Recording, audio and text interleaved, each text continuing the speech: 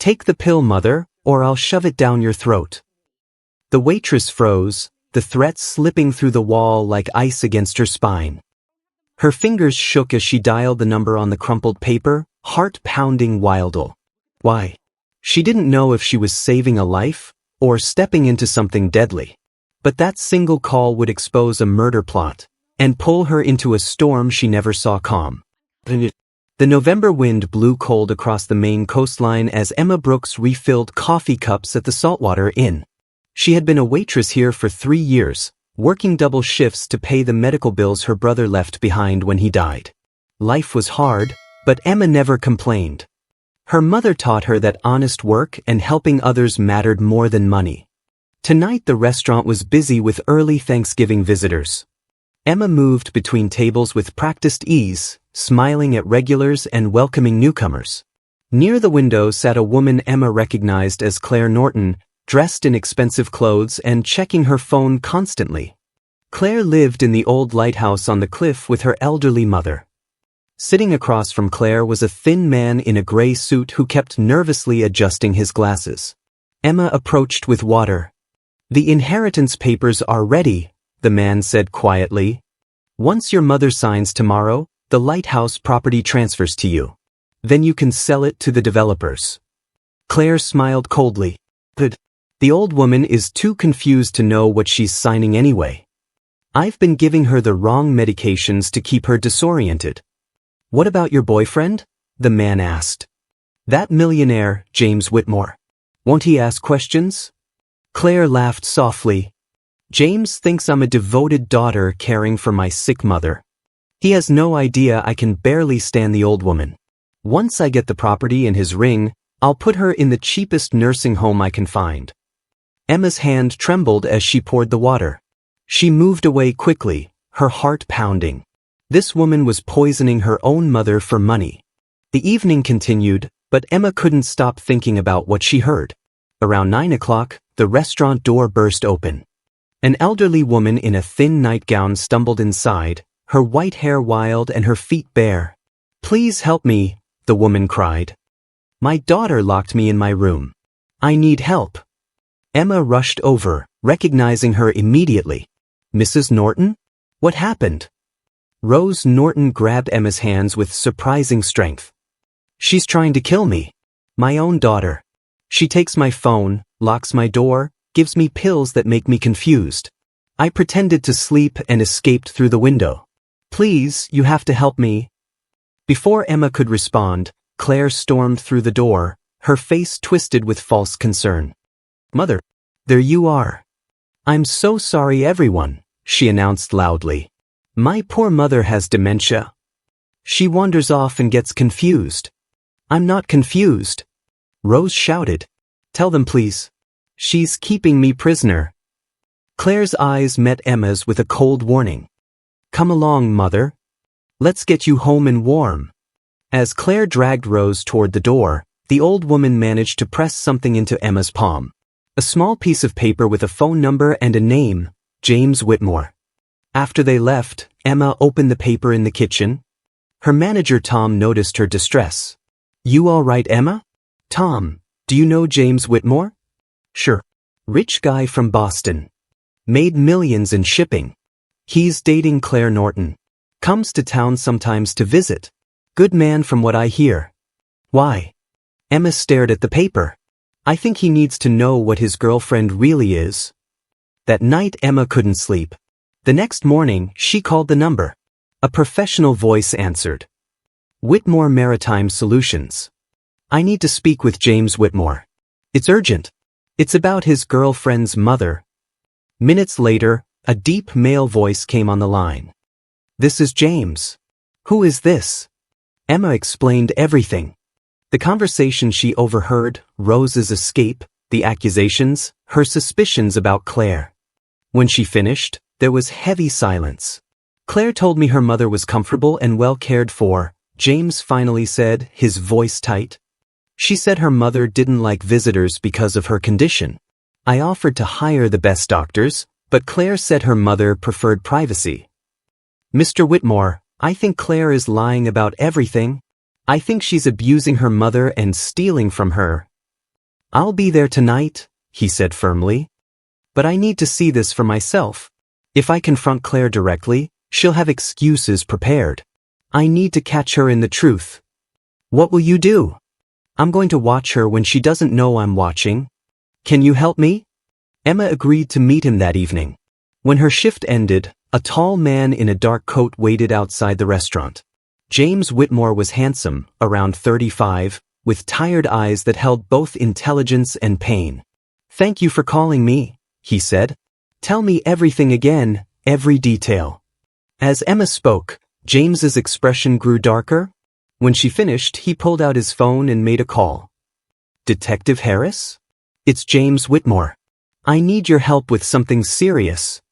They met Detective Harris, a local officer, at the police station. Harris listened carefully to Emma's account. That's elder abuse and fraud, Harris said. But we need evidence. James, if you want to investigate first before we move officially, I understand. But be careful. James nodded. I'm going to the lighthouse tomorrow. Claire thinks I'm in Boston all week for business meetings. She won't expect me. How will you get in without her knowing? Emma asked. James smiled grimly. The lighthouse needs its annual safety inspection. I'll go as the inspector. Claire won't recognize me in the right disguise, and she'll have to let me in to check the building. The next morning, James stood outside the lighthouse dressed in a gray worker's uniform, carrying an official-looking clipboard and wearing a cap pulled low. He had glasses on and had darkened his usual clean-shaven face with stubble. Emma waited in her car down the road, ready to call Detective Harris if needed. James knocked on the door. Claire answered, looking annoyed. Yes. Lighthouse safety inspection, ma'am. Annual requirement. It'll only take 30 minutes. Claire glanced at his uniform and clipboard. Fine. Be quick about it. James entered the house, his heart pounding. The place looked beautiful on the surface, expensive furniture and decorations everywhere. But something felt wrong. The air was cold, and there was a staleness underneath the perfume and candles. I need to check all levels, including the tower and living quarters, James said in a gruff voice different from his normal tone. Whatever, Claire said, returning to her phone. Just don't bother my mother upstairs. She's sleeping. James climbed the stairs slowly, examining everything. He noticed new locks on the outside of one bedroom door. His blood ran cold. He quietly tested the door. But he continued to the lighthouse tower, pretending to inspect equipment, but positioned himself where he could see down into the house through a window. From there, he watched and waited. An hour passed. Then Claire went upstairs with a tray. James crept down and hid in the hallway closet, leaving the door cracked slightly. He heard the lock turn. Claire entered her mother's room. James peered through the crack and saw everything. Rose sat in a chair, thin and pale, looking frightened. Time for your medicine, Mother, Claire said with false sweetness. Please, Claire. Those pills make me so confused. Can't I have my real medication? This is your real medication, Claire snapped, dropping the sweet tone. Now take it. I want to call James. You said he was coming to visit. Claire laughed harshly. James thinks you're a sweet old lady with dementia. He has no idea you're leaving everything to me. Once you sign those papers this afternoon, the lighthouse is mine. Then I'll marry James, get access to his millions, and you can rot in the cheapest nursing home I can find. You're my daughter, Rose whispered, tears streaming down her face. How can you do this? Because I'm tired of being poor while you sit on property worth millions. Now take the pill or I'll force it down your throat. James's hands clenched into fists. He pulled out his phone and started recording through the crack in the door. He captured everything. Claire forcing the medication, Rose crying, and Claire's cruel words about her plans. When Claire finally left the room and locked the door again, James stayed hidden until she went downstairs. Then he quietly called Detective Harris. I have everything on video. Come now. 20 minutes later, police cars arrived at the lighthouse. Claire opened the door, confused. What's this about? Detective Harris stepped forward. We have a warrant to check on Rose Norton's welfare. This is ridiculous. My mother is fine. Then you won't mind us checking. As officers entered, James stepped out from behind them, removing his cap and glasses. Claire's face went white. James? What are you doing here? Watching the woman I thought I loved abuse her own mother, he said coldly. Claire's face shifted from shock to panic, then to desperate charm. James, darling, this is a misunderstanding. I can explain everything. Explain this, James said, holding up his phone. He pressed play on the video. Claire's voice filled the room, cold and cruel, talking about stealing the property, forcing medication, and planning to dump her mother in a nursing home after marrying James for his money. The color drained from Claire's face completely. You had no right to record me in my own home. Actually, Detective Harris said calmly, when investigating elder abuse, we have every right. Ms. Norton, where is your mother? She's sleeping. You can't disturb her. We'll see about that. Harris motioned to two officers who headed upstairs. James followed them, his heart breaking with each step. They found the locked bedroom door. Break it down, Harris ordered. The door splintered open. Inside, Rose Norton sat in her chair by the window, thin and frail, her face lighting up when she saw the officers and James behind them. James? Is it really you? Her voice was weak but her eyes were clear. James crossed the room and knelt before her, taking her trembling hands. I'm here, Rose. I'm so sorry I didn't come sooner. I should have known. I should have seen the truth. She said you didn't want to visit me, Rose whispered. She said I was too much trouble for you. Never, James said fiercely, tears in his eyes. You're important to me. I was a fool to believe her lies. Detective Harris examined the room, photographing the locks, the medicine bottles, the barred windows. An officer found a collection of pills in the bathroom that didn't match Rose's prescriptions. These aren't her medications, the officer reported. These are sedatives and drugs that cause confusion. Downstairs, Claire was pacing frantically. This is insane. I've been caring for my mother. She has dementia. She gets confused and makes accusations. Emma, who had been waiting outside, entered with Detective Harris's permission. When Rose was brought downstairs in a wheelchair, wrapped in a warm blanket, she saw Emma and smiled weakly. Came back. The girl from the restaurant who tried to help me. Emma knelt beside the wheelchair. I promised I wouldn't let you down, Mrs. Norton. Claire's eyes blazed with fury. This is your fault. You couldn't mind your own business, could you? Just a stupid waitress who... Enough, James said, his voice like steel. Emma did what you should have done. She cared about someone who needed help. Detective Harris stepped forward with handcuffs.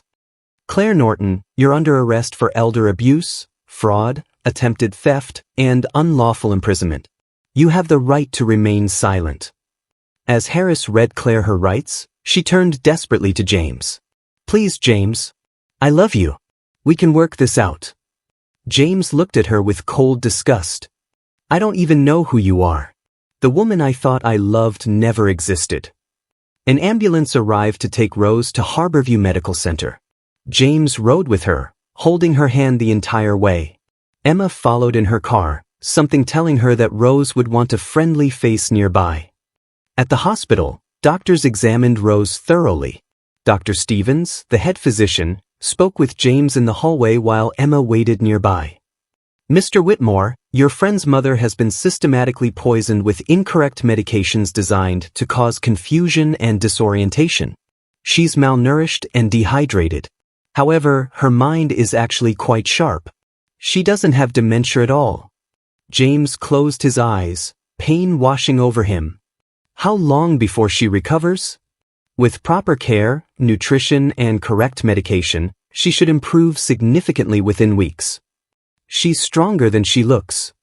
Over the next several days, the investigation revealed the full extent of Claire's crimes. She had forged documents to transfer the lighthouse property into her name. She had intercepted phone calls and letters from James. She had been planning to sell the lighthouse to developers for $3 million. The notary she'd been working with confessed to everything in exchange for a lighter sentence. The town of Harborview was shocked. Many people admitted they'd suspected something was wrong but hadn't wanted to interfere. Emma felt sad hearing this. How many people suffer because others choose to look away? James rented a suite at the Harborview Hotel and moved Rose there from the hospital. He took a leave from his company to stay with her. Emma visited every day after her shifts at the restaurant, bringing homemade soup and spending time reading to Rose or just talking. One evening, James found Emma in Rose's room, laughing together over old photo albums of the lighthouse. He stood in the doorway watching them and felt something shift in his chest. This waitress, who had nothing to gain and everything to risk, had saved Rose's life. She came every day not for reward but because she genuinely cared. After Rose fell asleep, James walked Emma to her car in the hotel parking lot. "Emma, I need to thank you properly. You saved Rose's life. You exposed Claire's evil. I was so blind." Emma shook her head. "You trusted someone you loved. That's not blindness, that's human. I want to do something for you. Let me pay off your brother's medical debts. Please." Emma's eyes widened. "I can't accept that. It's too much." "You gave me back someone I love," James said softly. "You showed me what real goodness looks like. Please, let me help you the way you helped Rose." Tears filled Emma's eyes. "Why are you being so kind?" James stepped closer. "Because you deserve kindness, Emma. You've been carrying a burden alone for years. Let someone help you for once." Emma finally nodded, overwhelmed. Within days, James paid every penny of debt she owed. For the first time in 3 years, Emma felt she could breathe freely. As Rose grew stronger, so did the connection between James and Emma. They spent hours together, caring for Rose, talking about life, sharing their losses and hopes. James told her about his father who died in a fishing accident, how he'd run to Boston to escape the pain. Emma told him about her brother, her struggles, her determination to honor her mother's values. "You're remarkable," James said one evening as they walked on the beach. "You work so hard, help everyone and never complain." Emma smiled. "I'm just a waitress." "No," James said, stopping to face her. "You're the bravest person I've ever met. You risked everything to help a stranger. That's not just anything." Their feelings grew naturally, like sunrise spreading slowly across the ocean. Rose noticed it and smiled knowingly. "He looks at you like you hung the moon," Rose told Emma one afternoon. Emma blushed. "We're just friends." "Friends who are falling in love," Rose said with a gentle laugh. "And I couldn't be happier. You saved my life, Emma. You brought light when everything was dark." 3 months after Claire's arrest, the trial concluded. Claire was sentenced to 12 years in prison for elder abuse, fraud, attempted theft, and unlawful imprisonment. The notary received 8 years. As the verdict was read, James sat with Rose and Emma, holding both their hands. Outside the courthouse, reporters swarmed them, but James made only one statement: "Justice has been served. Now we focus on healing and moving forward." James decided to move back to Harborview permanently. He sold his Boston company and reopened his father's old maritime office in town. The lighthouse property was secured in Rose's name with legal protections. Rose's health improved dramatically with proper care, and her mind remained sharp and clear. James and Emma's relationship deepened. He loved her honesty, her strength, her compassion. She loved his integrity, his devotion to Rose, his humble heart despite his wealth. They never rushed, building their connection on friendship and trust. 6 months after that November night, James took Emma to the lighthouse at sunset. Rose was there, healthy and smiling, along with Detective Harris and Tom from the restaurant. As the lighthouse beam began its evening rotation, James took Emma's hands. "Emma Brooks, you walked into my life and changed everything. You saved Rose. You showed me what real love and courage look like. You brought light to my darkness." He knelt on one knee. "Will you marry me?" Emma's hands flew to her face, tears streaming. "Yes," she whispered. "Yes, I will." Rose clapped and laughed with joy. Detective Harris smiled warmly. Tom cheered. The lighthouse beam swept over them all, a circle of light in the gathering dusk. Their wedding took place 6 months later at the lighthouse, simple and beautiful. Rose stood beside Emma, healthy and radiant. The whole town attended, celebrating not just a marriage but a story of courage, justice, and love born from darkness. James and Emma used part of the lighthouse property to create the Rose Norton Center for Elder Protection, offering resources, legal help, and safe housing for elderly people suffering abuse. Emma left waitressing to run the center full-time, using her compassionate heart to help others. Years later, visitors to Harborview would see the lighthouse standing tall against the sky, its beam cutting through the night. They would hear the story of how a millionaire hid himself to discover his girlfriend's true nature, and how a brave waitress refused to look away from evil. James and Emma raised their children at the lighthouse, teaching them that wealth means nothing without character, that helping others is life's highest calling, and that the smallest act of courage can change everything. On quiet evenings, James would hold Emma on the lighthouse balcony and say, "You saved more than Rose that night. You saved me too." And Emma would smile, resting her head on his shoulder, watching the beams sweep across the water, an eternal reminder that even in the darkest times, light will always find a way through. Rose lived to be 93, surrounded by love, never locked away again. And every Thanksgiving, the family gathered at the lighthouse to remember the night that changed everything, the night when one waitress's courage brought justice, healing, and a love that would last forever. Sometimes the bravest thing we can do is speak up when we see wrong. Sometimes love finds us in the most unexpected moments. And sometimes, a lighthouse beam isn't just guiding ships home, it's reminding us that light always defeats the darkness. What did you think of how James discovered the truth by disguising himself? Would you have had the courage to call a millionaire and tell him his girlfriend was evil? Share this story with someone who believes that ordinary people can do extraordinary things when they choose courage over comfort.